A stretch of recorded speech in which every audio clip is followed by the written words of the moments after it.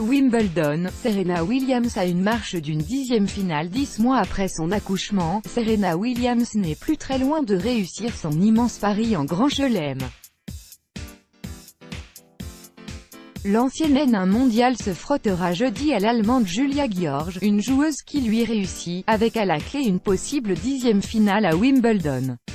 L'Américaine est en passe de rejoindre le cercle restreint des mères de famille titrées dans les majors et surtout d'égaler le record absolu de titres majeurs, 24, de Margaret Hay.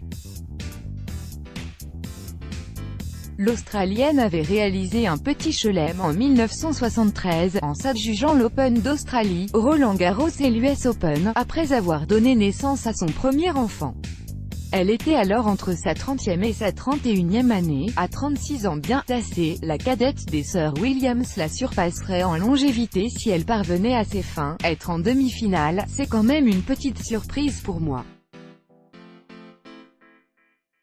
J'ai toujours dit que je voulais y arriver, que j'avais cet objectif, mais quand cela arrive, on se dit quand même waouh, a affirmé l'intéressée après son succès mardi devant l'Italienne Camilla Giorgi.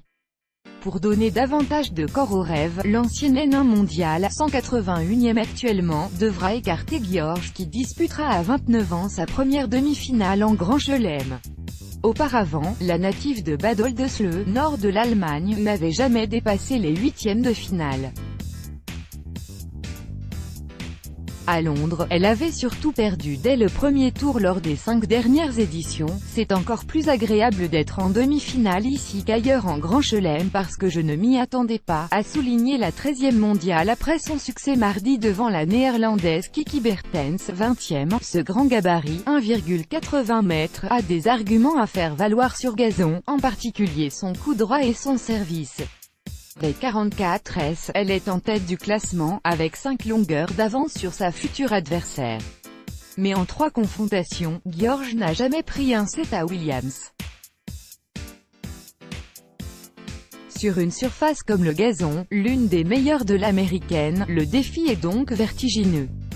Quand Serena est à son niveau, elle est injouable, estime la Française Kristina Mladenovic qui, malgré une farouche résistance, a plié au 3e tour face à elle, 7-5, 7-6, 7-demi. L'Allemagne voit double. Les statistiques parlent pour la Floridienne. Lors de ses 10 précédentes demi-finales au All England Club, elle n'a perdu qu'une seule fois, en 2000 face à sa sœur aînée venue.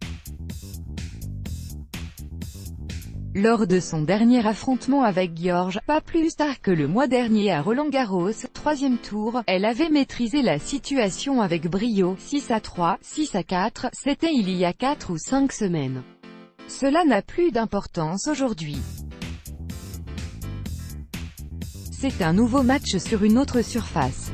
On repart de zéro. Je vais aller sur le court pour donner le meilleur de moi-même, a expliqué l'ex-reine de la WTA qui n'avait pu enchaîner à Paris après sa victoire face à l'Allemande. Touchée aux pectoraux, elle avait dû renoncer à un choc en 8e de finale avec la Russe Maria Sharapova. L'Allemande Angélique Kerber salue les spectateurs après sa victoire face à la Russe Daria Kasatkina en quart de finale à Wimbledon, le 10 juillet 2018. Copyright AFP, Daniel Lealolivas. Pour la première fois à Wimbledon, il y aura 2 Allemandes dans le dernier carré. L'ancienne N1 mondiale Angélique Kerber, 10e aujourd'hui, finaliste en 2016, affrontera la Lettonne Jelena Ostapenko, 12e, dans l'autre demi. La dernière fois qu'il y a eu 2 Allemandes à ce niveau en Grand Chelem? Cela remonte à 1993 à Roland-Garros. Steffi Graf avait alors battu sa compatriote Anke Huber avant de s'offrir le trophée aux dépens de l'américaine Mary Jo Fernandez. Kerber vise un 3e titre majeur, après ses triomphes à l'Open d'Australie et l'US Open 2016. Mais sa défense tout-terrain risque d'être mise à rude épreuve face à la frappeuse balte Ostapenko, lauréate de Roland-Garros 2017 et de Wimbledon Junior 2014. Une belle opposition de style en perspective. Tout droit de reproduction et de représentation réservé. Copyright 2018, Agence France Presse.